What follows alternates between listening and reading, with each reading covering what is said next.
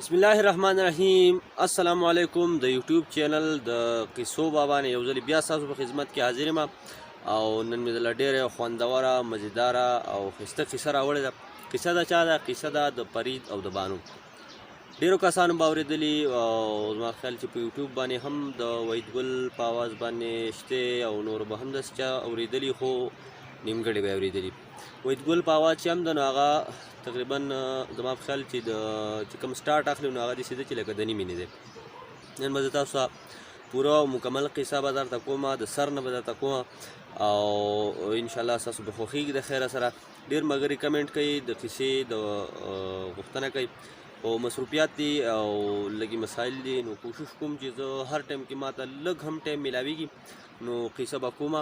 او د دوړې جوابونه را روان دي په واتساپ باندې، نو انشاءالله تعالی را روان جمعې په ورځ به د هغې د جواب ویډیو جوړېږي انشاءالله. نو چا چې صحیح جوابونه راکړي دي انشاءالله د هغو تصویر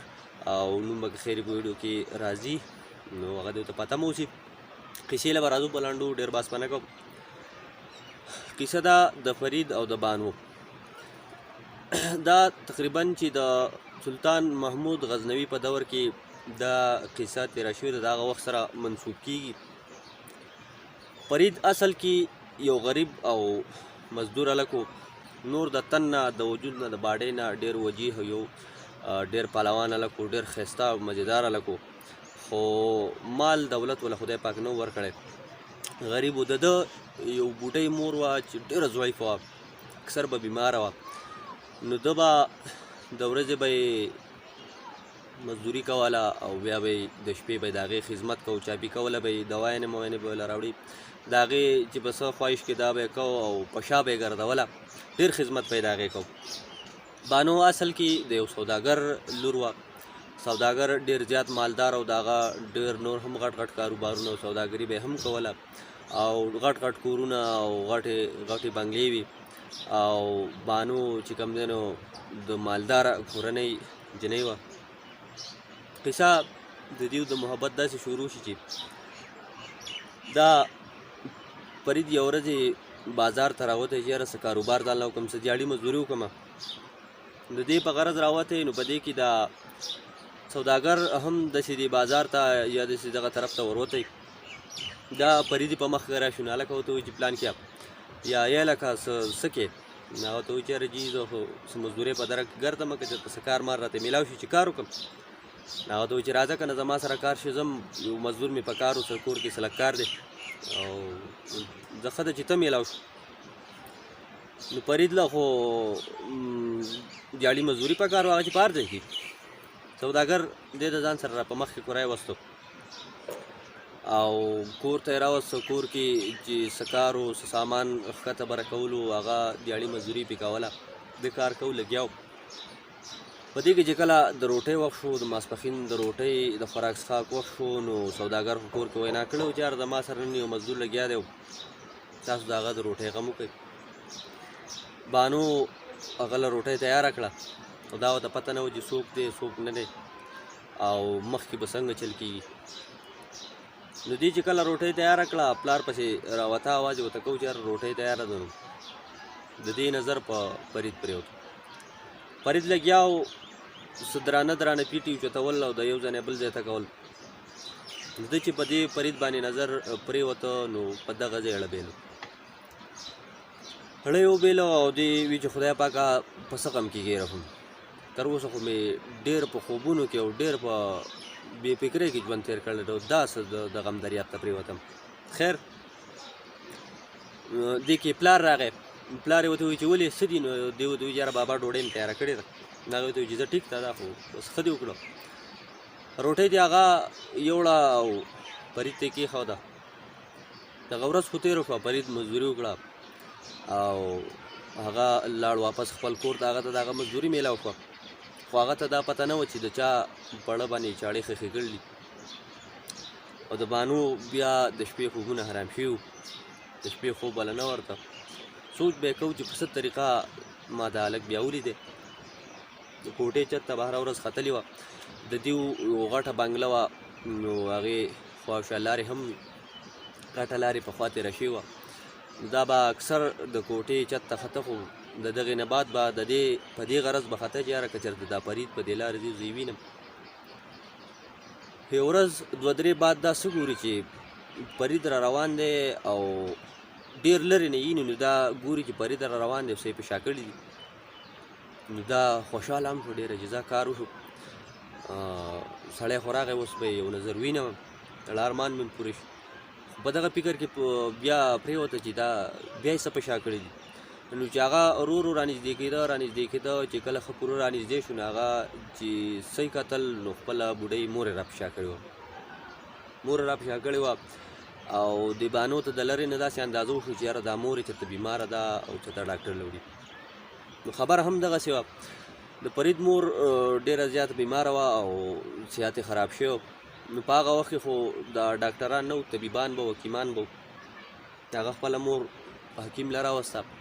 د هغې علاج او دارو درمل یې وکړه او واپس یې په شا کړه، بیا یې کور ته بوت. مازدیګر وخت یې بانو زړه نه صبرېده، نو دې پړونه یې په سر کړه او د کوره ووته، روانه شوه. نو په تپوس د یو نه تپوس، د بل نه تپوس، نو د فرید کور خو یې د مخکې نه معلوم کړی چې د هغه کور ته ورسېده. نو فرید په کور کې نه و، او د فرید کور څه کور خو یو جونګړه وه او د عامې علاقې د عام کلي نه بهر په یو شاړه کې وه. یو کچه غوندې کې جونګړه وه، هغه به پکې خپل د زندګۍ ورځې شپې سبا کولې. دغه یو دوی په مور او سره په خپله د هغه د غریبۍ د ژوند څه لږ ډېر سامان و، د هغه عمر پکې تېرېده. بانو چې څنګه جونګړې ته ورننوته، نو د فرید بوډۍ مور پرته وه په کټ کې، خوا کې ورسره یو د خاورو منګی پروت و، اوبه پکې پرتې وې. دا چې څنګه ورننوته، نو د بوډۍ پې هم نظر پرېوته. نو بوډۍ ورته په خیرالې ووي. دی ورته ووي چې زویه ته څوک یې؟ دې ورته ووي چې بس ابۍ تپوس یې مه کوه، خو سهار مې ته لیدلي وي، داسې راته ښکارېده چې بیماره وي.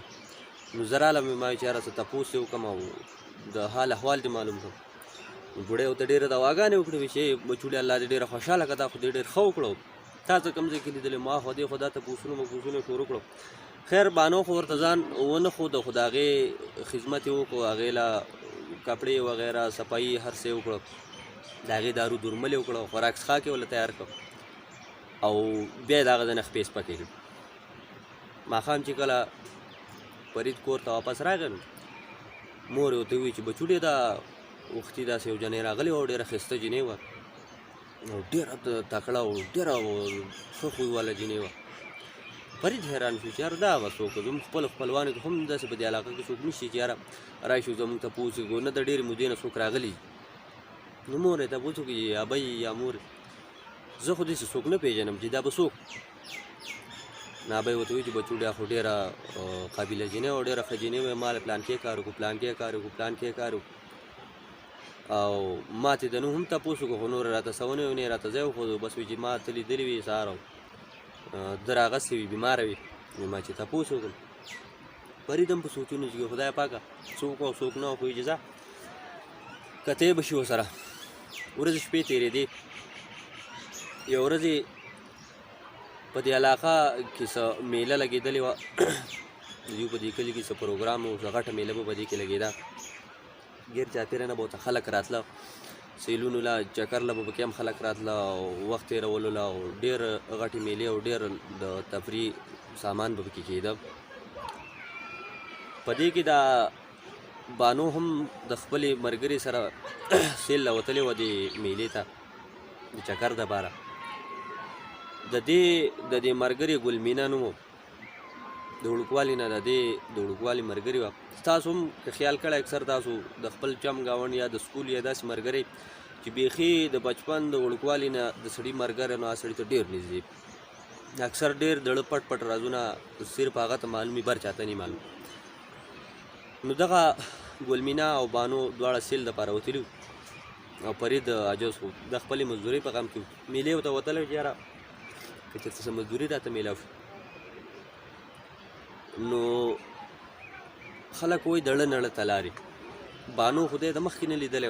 او د مخکې نه یې پیړه بیللی او په دغه ورځ چې دا فرید د میلې ته لاړ، نو د نظر هم په دې بانو پرېوت. نظر چې ببانو پرېوته نو د ده هم حالات خراب شو او ده خو بیخي په دې اړه کې افسوس وکړو چې خدای پاکه یو زما دې غریبۍ ته وګوره، بل زما دې ناچارۍ ته وګوره، او بل د دې جنۍ د دولت ته او د دې د منزل ته وګوره، او بیا زما دې مینېدو ته وګوره چې دا به څه کېږي. خیر زړه یې په میله کې د بانو سره پاتې کړو او کور ته واپس راغی، ډېر خفه او دلګیر چې خدای پاکه دا به څه کېږي. وخت تېرېده، دا بانو به دغسې په څه وخت کې پټه پټه د فرید د مور تپوس له ته راتله، خو څه همت یې نه کېده چې د فرید مخامخ شي او هغه ته دړه حال ووایي. یو ورځ یې د ګلمینې سره ناسته وه په خپل کور کې، خفه وه ډېره. ګلمینې ته تپوس وکړو جی جانۍ ډېر وخت وشو چې ته ډېره ګډه وډه یې او ډېر طبیعت دې خراب یې، هغه مخکینۍ په شان د مستي در نه هم وتې را خبرې اترې نه کوې، ګپ شپ نه لګې، دا ولې ته خو ما ته قصه وکړه. بانو خو تاول وایي چې هېڅ هم نشته مړه، بس ښیمه ښه برابر یې، ماسې مې طبیعت خراب دی. څه ډېرې بانې ورته وکړي خو هغوی خو په حال پوه شوي، هغه وایي چې نه کېدی نه شي، ما ته به صحیح خبره کړه، تا ته خو پته ده چې زه ستا په هر حال باندې پوهېږم او اوس به ما ته صحیح قصه کړې چې څه چل شوی دی. نو بیا ورته هغه د سر نه قصه راوالي، د فرید ټوله قصه ورته وکړي چې یاره داسې داجي یا بابا دلته کور ته راوستی و کار له ما لیدلی و، او بیا مې داسې په لاره تلو نو بیا مې لیدلی و، لکه زما د هغه نه بغیر د ژوند ورځې شپې سبا کول اوس ډېر ګران شوي، خوړه مې نه کېږي، همت مې نه کېږي چې زه څنګه هغه ته مخامخ شم او هغه ته خپل زړه اظهار وکړم. ګلمینې ورته ووایي چې داسې دونه غټه خبره خو نه ده، زه به ورشم او زه به ورته ستا خبره وکړم.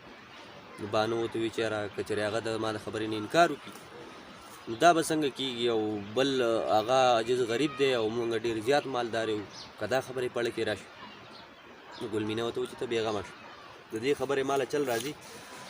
او زه به په څه نه څه طریقه د هغه د زړه راز معلوم کړم چې یاره د هغه په زړه کې ستا لپاره څه شته او څه نشته. خیر ورځې یو څو تېرې شوې، دا فرید یو ورځې په لاره روان و، دا ګلمینه پسې ورپسې شوه. فرید خو خپل کور د خپلې جونګړې ته روان و، خو چې دی څنګه د کلي نه ووتو لږې شاړې ته شو، ګلمینه پسې هماغسې ورپسې ده. نو چې څه ګلمینې اندازه واخیسته چې یاره ګیر چاپېره څوک نشته، نو اواز یې پرې وکړو، اواز یې پرې وکړو چې فرید ودرېږه. فرید هم حیران شو چې خدای پاکه دا څوک ده. فرید ودرېده او دا ګلمینې چې نږدې ورغله نو فرید ورته وایي جي خدمت وایه څه دپاره تاسو اواز وکړو.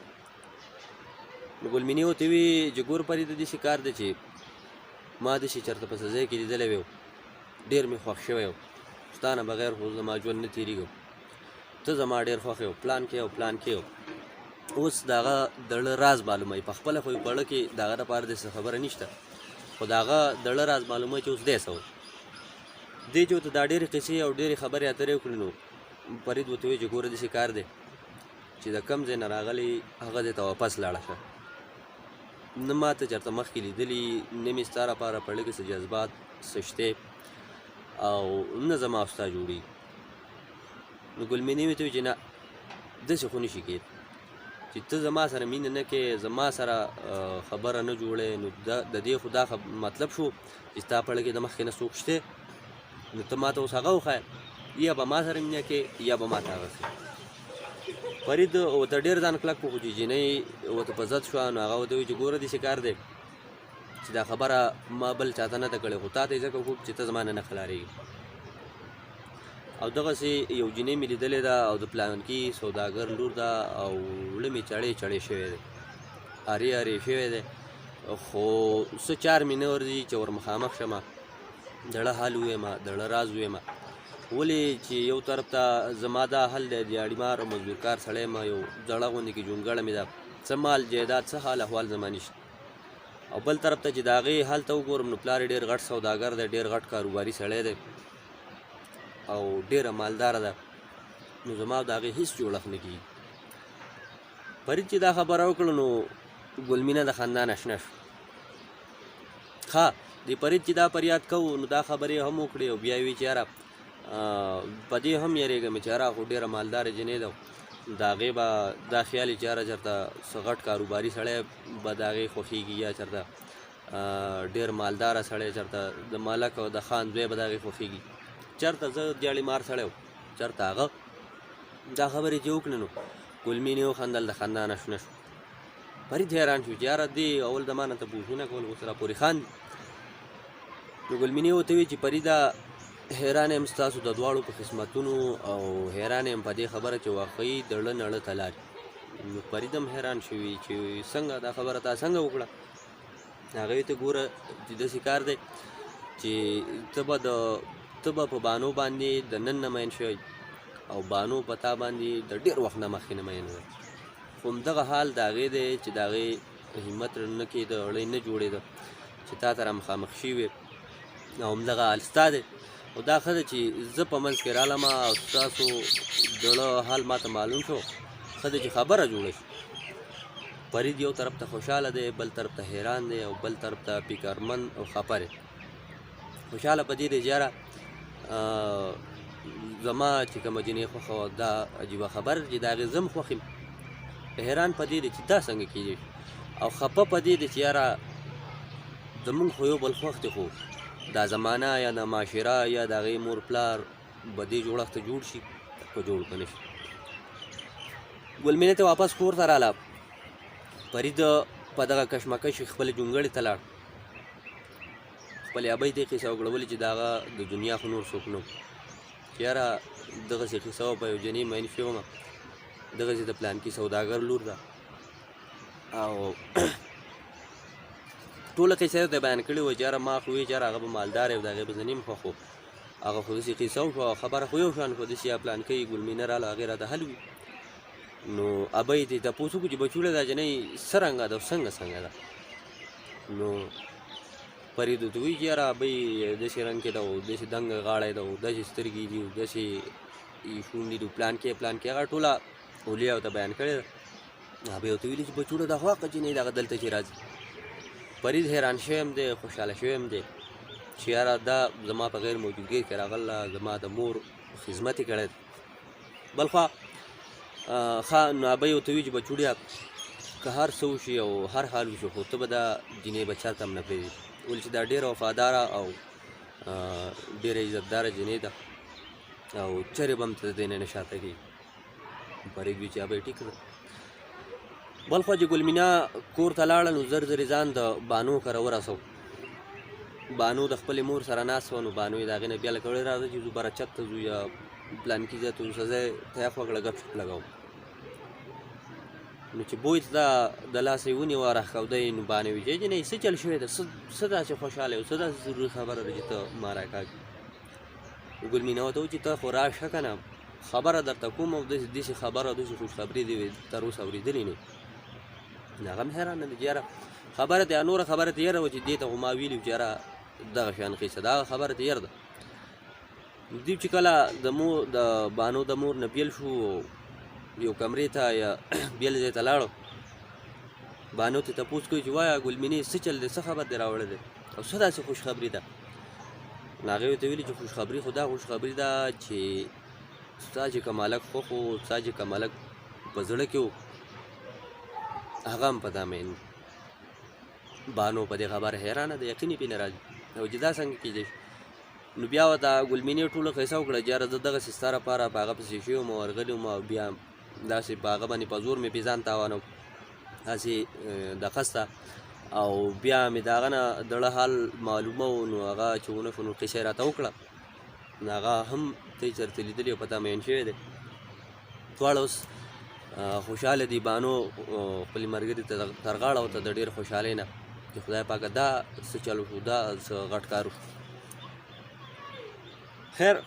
بیا دې ګل مینې بانو ته ووایي چې یاره داسې پټ په پټه څه نه کېږي او داسې به څنګه تاسو د لرې نه پټ په ناپړونو کې د یو بل سره مینه کوئ. د پښتو هغه یو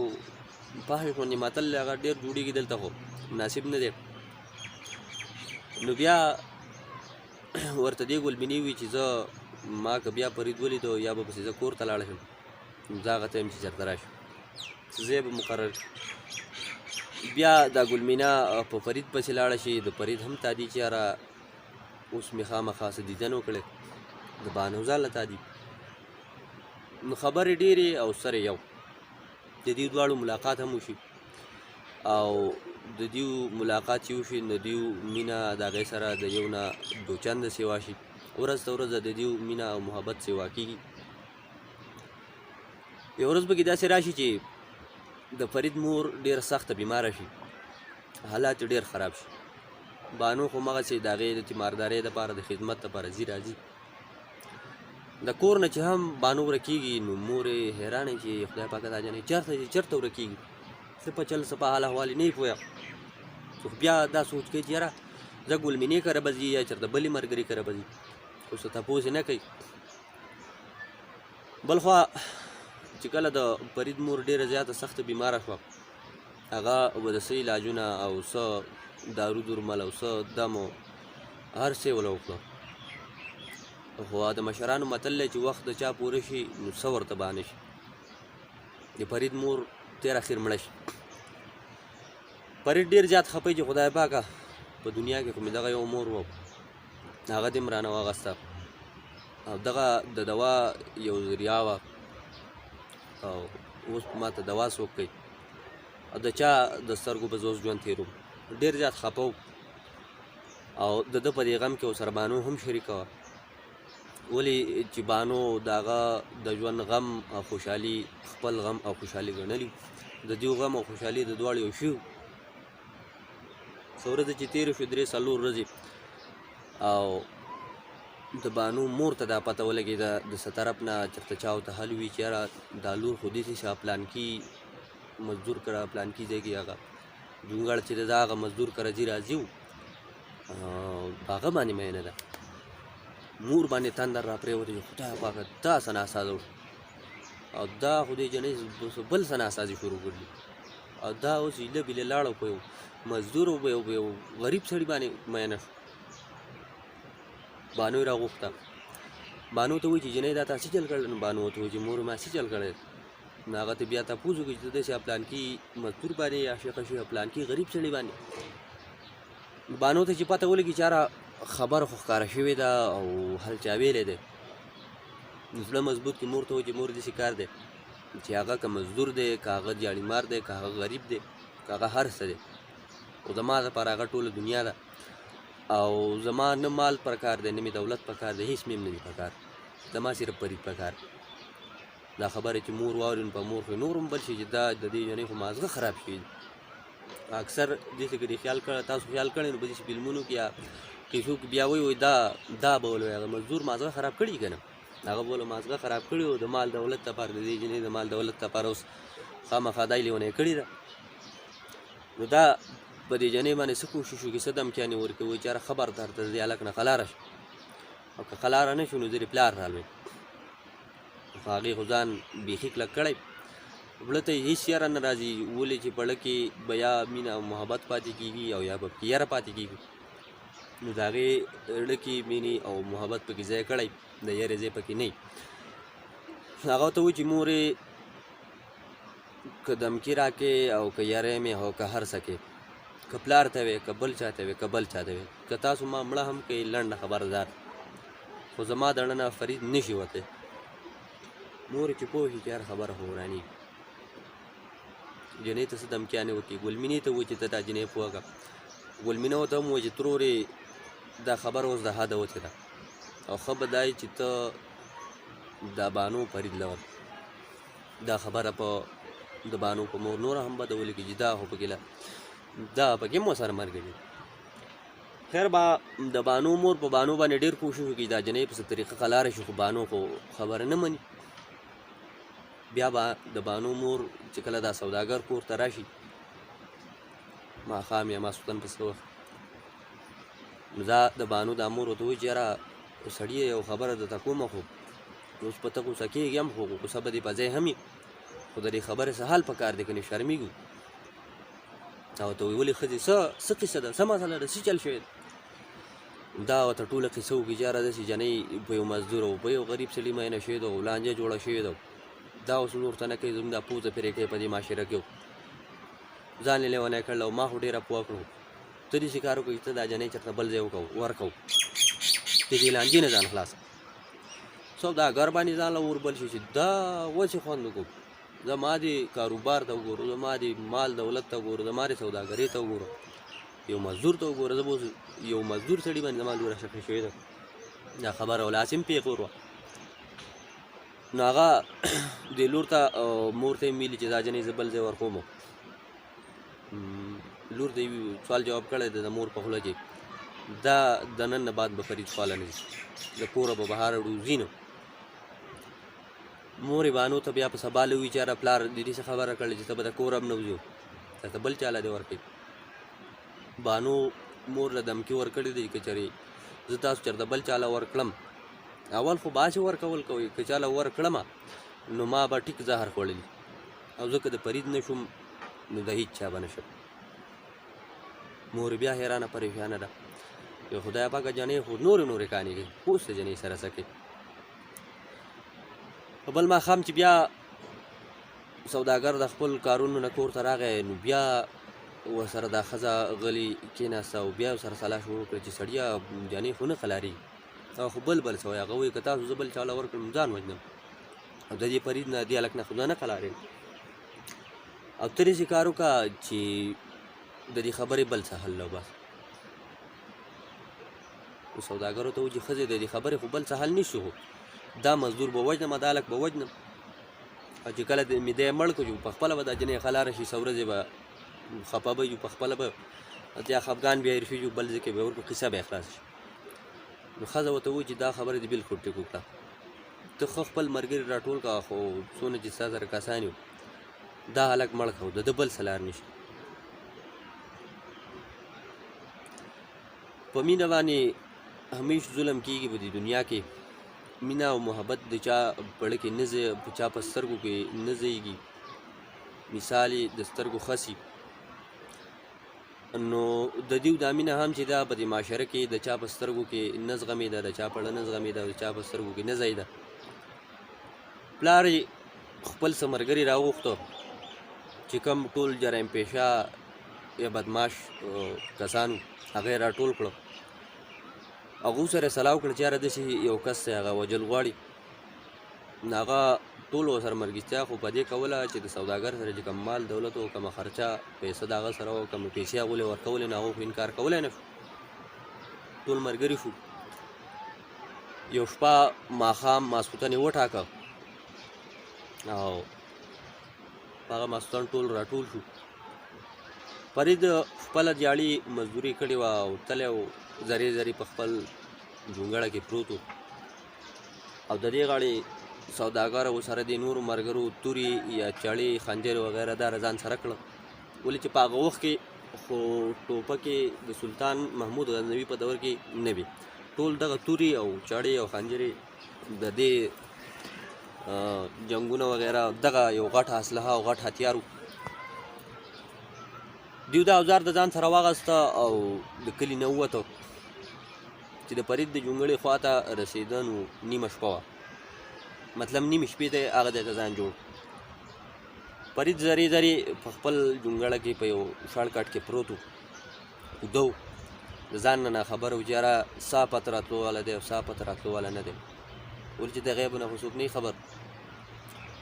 دوی چې څنګه د جونګړې ته ورنږدې شو نو د سوداګر د خپلو ملګرو ته غلې غوندې کوي چې ملګرو اچانک حمله به کوو خو چې دی په ځان پوهېږي نو چې دی موږ ټوټې ټوټې کړی سړی کې خو ته ډېر غوسه دی نو څنګه چې د جونګړې ته ورنږدې شو نو بس یکدم دیو د جونګړې به څه دروازې بس دا دروازه یې پلاته ووهله او ټول دننه ننوته او بس سمدواره یې غرب به وهه تورې دي یا چړې دي یا خنجرې دي فرید باندې داسې یو ناګهاني آفت یا داسې ناګهاني قیامت پې رانازل شو چې هغه چې رابېدارېده نو هغه یې داسې غوڅ کړی او داسې یینې کړی چې د هغه د وجود نه دم وته که ډېر پهلوان و او ډېر تکړه و ډېر زورور و خو یو اوده و یو ستړی او زرې زرې و او په ناخبره کې په هغه دومره ګزارونه وشو چې هغه د چا راوتی فرید ته خو پته ولګېده چې یاره دیو دې اوس داسې نه پرېږدي که څه زور څه مقابله کې کولی نه شي ولې چې کسان ګڼ دي اوزار هتیار ستا سره شته نه او دومره غوڅ کړی دومره خراب کړی چې د پاڅېدو نه یې ویستی خو مشران متل کوي وایي چې تېښته یعنې تښتېده هم نیمه بهادري ده نو ده دا سوچ کړلی چې اوس چې دومره ځان پسې طریقه خلاص کړمه چې دیو ما پرېږدي چې یاره سبا خو خلکو ته پته ولګي که نه چې دا فرید چا وجلی دی ولې مړ دی څه طریقه مړ نو ده ځان کهله کړو بس ځان یې راګزار کړو داسې یو اندازه یې وکړه چې یاره بس یعنې دی مړ شو چې ده ځان راګزار کړه ځان یې کهله کړه نو د مرګ خو هم ډېر زورور سامي نو سوداګر د لیبانې خو هم ډېره تادي و چې بس دا شی پسې طریقه مړ شي د هلک پسې طریقه مړ شي چې بس ځو دی تادي وپې نو چې ده څنګه ځان راګزار کړو نو هغه بس هلکه بېکار شوی دی ځئ خپې سپکوئ هغو بس ټول وواتو واپس یې کلي ته خپې راسپکې کړې دا خیال و چې یاره سړی خو مونږه خمبیره کړو قصه وله مونږه خلاصه کړه خو خدای چې نه وجني نو څوک یې نشي وجلی هر سړی په خپله نیټه په خپل وخت مري د وخت نه مخکې څوک نشي مړ کېدی فرید دومره یې وهلی دی دومره یې خراب کړی دی چې د پاڅېدو نه خو دی وتېری د ګرځېدو نه هم وتېری خو دومره ده چې له فی الحال ساه اخلي د وجود نه یینې بهیږي دې خوا بانو اوده ده نیمه شپه ده نن سباني عاشقان که تاسو خیال کړی نو ځان ته به ډېر اکثره زمونږ خلک طنز کوي نو د پیو مینان دي پیو عاشقان دي ځان ته به ډېر غټ غټ عاشقان وي او ډېر مینان به ځان ته وي صرف د خولې او د مخامخ د ژبې نور دومره پړه کې د چا دومره درنه یا جوور خبره نه او پخواني عاشقان څنګه چې بانو د شپې ودی نو هلته خو په فرید چې څه تېر شي نو د هغه او د دې زړه خو یو شوی دا د شپې خوب ویني او دغه خوب ویني چې یاره فرید پکې ډېر ګډوډ دی یا بیمار دی یا ورته څه خطره ده یا نور څه داسې حالاتو کې په ګډوډه حالاتو کې ویني چې دا وویرېږي راپاڅي په خپل کټ کې کښېني د سترګو نه یې بې اختیاره اوښکې روانې شي او جړه ول ورشي چې خدایه پاکه په فرید به څه حال تېر شوی او خدای خبر چې څه آفت څه خطره پرې راغلی ده چې څه چل به شوی څه وخت سوچ وکړي خو آخر ړی وار ونه کړو پړونه په سر کې او غلي غوندې کې د کور وځي څوک پوه نه کړي اوس نیمه شپه ده ښه نیمه شپه ده او د فرید کور په شړه کې دی خو محبت خو داسې شی نه دی که نه های های های های بانو پړونه په سر کړلی او منډې وهي په دې شړه کې روانه ځان یې د فرید جونګړې ته ورسو د فرید جونګړې ته ځان ورسو چې څنګه ورننوته څه ګوري چې غیر چاپېره یې پرتې دي او فرید یو طرف ته بې خوده او کهله پروت دی او د وینې تک سور دې چې دا د فرید دا حال ولید نو بس راوغورځېده او د فرید سر یې په خپله غېږه کې واغځو چغې ورته ووالي او په جلا شو ده او تپوس یې وکړو چې فرید دا چا نو فرید ورته ووایي چې بانو که هل درته ویمه نو هم به خپئ او که حل درته نه ویمه نو هم به خپئ بانو ورته ووایي چې هر څه چې کېږي خو ما ته به حل نو فرید ورته ویل چې بانو دغسې دا ستا پلار او ورسره نور څو کسانو خو ستا پلار مې پکې پېژندلی دی او هغه راغلی دی او ما ته هم اول څو پیرې سوال جواب کړي وو چې د دې جنۍ نه ته قلار خو ما ورته ویلي چې زه نه قلارېږم زما د اړه نه به د دې مینه او محبت ونه وځي نو بانو ورته وایي چې یاره ما ته هم دې پلار دمکي راکړې وه مور راته هم دمکي راکړې وه خو زه هم نه قلارېدم د هغې انجام خو دغه راوت نو بیا دې بانو دې فرید ته دا جړاګانې کولې چې خدای پاکه اوس به څه کېږي په دې کې د خدای کارونه ګوره چې د دغه وخت سلطان محمود غزنوي چې یو ډېر عظیم جنګجو یو ډېر خطرناک سپه سالار په دغه وخت کې تېر شوی د هغه خپل یو ډېر غټ تاریخ دی یو داسې عظیم وخت هغه تېر کړی داسې ښه وخت هغه تېر کړی دی چې په غیر دینه او په دشمنانو باندې هغه خټې خورولي او د هغه د نوم نه به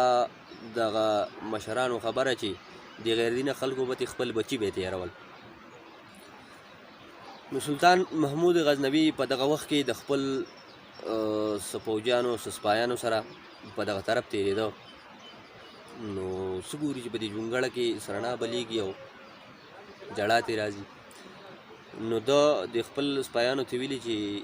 هلکانو داسې ښکاري چې څه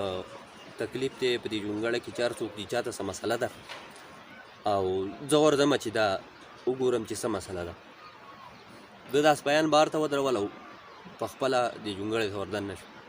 څه ګوري چې یو جینۍ ناسته ده او یو هلک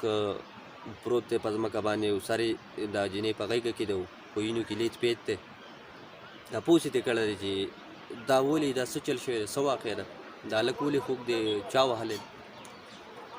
بانو ورته ټوله قصه کړله چې یاره دا دغسې ما او دی دواړه په یو بل عاشقان یو، مین یو، زمونږ وجودونه بېل دي خو زمونږ ډونه او زمونږ روحونه یو شوي دي، او داسې دا په دې هلک باندې زما پلار ظلم کړی دی، هغه سره زیاتی کړی دی او هغه په چړو وهلی دی. نو بیا د هلک نه تپوس وکړو چې هلکه دا څه قصه ده. نو هلک ورته هم دا قصه وکړه چې جي صاحب زه دغسې زه اوده وم، په ناخبره کې په ما باندې ګزارونه کړي دي او په اوږدو باندې کنې که دي چېرته په ویښه په ما راغلي وو، نو چې قسم په خدای دی چې یو مې ته هم روغ نه پرېښودو، په اوږدو په ما راغلي دي، او تر هغې نه مخکې چې زه پوهېدم نو هغو زه د زوره ویستی وم. سلطان محمود غزنوي خپلو سپایانو ته غږ وکړو چې راشئ شابې دا فرید په کټ کې یا په اس باندې یا په هر څه باندې چې د هغه وخت ذریعه وه دی واخلئ او فوراً هسپتال ته ورسوئ. د هغه وخت چې کوم هسپتال یا روغتون به و د طبیبانو د حکیمانو ځای به، او بانو یې واپس کور ته راولېږله. هغې ته ویې چې ځه د دې خبرې تپوس کول او د دې خبرې معلومات کول اوس زما کار. فرید یې په هسپتال کې داخل کړ او سلطان محمود غزنوي چې کوم دی نو هغه یو ورځ دوه بعد په سوداګر پسې سوال جواب راولېږه چې ته ځان دربار ته حاضر. سوداګر چې دربار ته راغی نو تپوس یې وکړو چې یاره پلانکې مزدور یا پلانکې چې را تاسو ولې وجلی دی؟ نو هغو ته خو پته لګېدل و چې یاره فرید مړ نه دی بلکې په هسپتال کې دی. نو هغه وایي چې جي د خولې نه دا خبره یې ورته په داسې انداز کې وکړه چې د هغو د خولې نه په خپله اقرار چې هغه را ایسته. نو هغه وایي چې جي خو لا مړ نه دی خو ژوندی دی. نو سلطان ورته وایي چې ښه تاسو خو بې د مرګ نیت کړی و، تاسو خو وژنو، تاسو خو پرېښودنو، خو خدای پاک بچ کړی دی، لا په هسپتال کې دی، د بچ کېدو او د مړ کېدو خو لا پته نه لګي، خو ستاسو د طرفه خو تاسو وژلی. بیا سوداګرو ته ډېرې هیلې بانې ورسره نور ملګري ډېره خودۍ خوی وکړه، او که ډېر مالدار او ډېر مال دولت او پیسه ورسره، خو سلطان محمود غزنوي د هغه وخت یو داسې سپه سالار او یو داسې بادشاه تېر شوی چې ډېر د انصاف دور او ډېر د انصاف وخت یې تېر کړی و. هغه وایي چې ښه زه به تاسو اوس پرېږدم، ستاسو سره به زه اوس خوښ د سوداګر سره د هغه ملګرو ټولې جیل ته واچول او ویجې ګورو به چې د فرید څه حال کېږي نو هغه حال به د دوی سره کېږي. ګلونو د قسمت چې څه منظور وي هغه کېږي، او څه چې په تقدیر کې لیک وي هغه کېږي. زما او ستا پړه کې چې څه کم خواهشي کم زموږ ارماني نو ضروري نه ده او نه داسې کېږي چې یاره زموږ د زړه زموږ د خواهش مطابق دې زندګي داسې روانې. څه چې په تقدیر کې په قسمت کې یا په دې تندي کې لیک شوي هغه خامخا کېږي. فرید خو د هغه وخت چې کوم هسپتال و یا کوم علاج و هغه ته ډېر جوخ علاج او ډېر دارو درملو ته وشي، خو هغه دومره زخمي شوی، دومره هغه جوړ شوی چې هغه تېر اخر هغه ساور کړي، هغه مړ شي، د دې دنیا نه لاړ شي. دا خبر دا سوال جواب چې بخښنه غواړم، دا سوال جواب چې بانو ته ورسي چې یاره د زړه دنیا خو دې ورانه شوه او د چا سره چې د روح او مرګستیا وه او د چا سره ژوند وه خو د دنیا نه لاړ. نو هغه حیرانه شوه او حریانه کپکه شو چې یاره زه به اوس وکړم په دې دنیا کې چې فرید زما نه لاړ او زما د هغه سره د ژوند او د مرګ واده وه او زما د هغه سره د ژوند او د مرګ سلسله وه. چې هغه لاړ نو زه به اوس څه کوم په دې دنیا کې زما اوس په دې دنیا کې څه کار نو بس دغه سوچ چې د مزغوله راغی نو بل سوچ یې نه دی کړی ځان یې بس ور رسولی دی چېرته د کور په ګوټ کې به زهر پراته وو نو هغه یې مخې سره په سر ور راواړول چې تر څو مور خبرېده یا نور څوک خبرېده او د دې نه مخکې چې څه کړی وی نو هغه یې هم ځان تخته کړی نو دغه خو د یو دوو مینهوالو د محبت کوونکو قصه وه چې هغو که په ژوند باندې ملګري نه شي خو په مرګ باندې هم یو بل ملګري دې خوا چې کله پر فرید مړ شو نو محمود غزنوي خو دا خبره کړې وه چې ګورو به چې د فرید سره څه کېږي نو هغه به د سوداګر سره د نورو ملګرو سره کوم د فرید خو هلته مړ شو نو هغه حکم وکړو او په هغو باندې هم د پانسۍ یا د هغه وخت چې کومه سزا وه سر کټ کول نو د هغې حکم یې پرې وخېجو او وایي چې دا ټول دا کم سوداګر چې ورسره چې کم ملګري په دې واردات کې ملوث دا ټول ترې د مرګ سزا یې ورته واوروله او هغوی هم د ژوندانه نه خلاص کړو نو دغه زموږ یو لنډه شانتې او مزیداره قصه لنډه خو ته مې ځکه وایي چې یاره زه چې هر څومره اوږده قصه وکړم تقریبا ګنټه یو نیمه ګنټې پورې قصه وکړم خو زما رونه زما ملګري چې کوم دي نو هغه ورته بیا هم وایي یاره دا اوس هم لنډه ده نو ځکه زما په خیال دا قصه تقریبا د ګنټې نه کمه ده نو ما ورته ځکه لنډه ووایي قصې به ډېرې اوږدې قصې به کوو ډېرې مزیدارې قصې به کوو که خیر انشاءالله را روانې دي او ستاسو دوا په کار د دومره مواد را سره دي دومره قصې او دومره معلومات را سره دي چې انشاءالله په کال دوه کې خو د ختمېدو نه دي که خیر او ژوند خو دې را کړی خو په موقع به کوو ځکه چې زما نیا دې خدای وبخي هغې به یو قصه کوله زه چې کله ماشوم وم بیخي ما به کور کې څه کار کوو نو که تاسو خیال کړی دا ماشوم هسې د یو کار نه لاندې و چې دا ټول کار ما په یو ځای نو زما نیا به زه منع کړم ما ته به وي چې یاره بچوډیا داسې مه کوه په لږه باندې غر تمامېږي او په ډېره ځان تمامېږي نو چې لږه لږه خوري یا لږه لږ د غره نه لرګي یا سراوړي دا متل مفهوم در نو غر به ته را خلاص کړي کور ته به ځان له ډېر لرګي یا ډېر څه سامان به راوړي خو که فرض که ته د غره نه په یو د دومره غټ ګېډۍ وتړي او ته وایې چې یاره دا به زه راوړم نو په هغې غر نه تمامېږي غر پرې نه ختمېږي خو ته به ځان په یو ورځ کې بیمار کړې ځان به په یو ورځ کې پرېباسې نو بیا به یې سم نه کېږي نو زه وایم چې یاره که زه یو مخې له دې قیصو ته ونښلم او روزانه یوه قیصه یا د ورځې دوه نو د هغې به بیا خوند خراب شي نو په موقع به کوو که خیر را روانه جمعه که خیر دا ووایه دا څه دي د هغې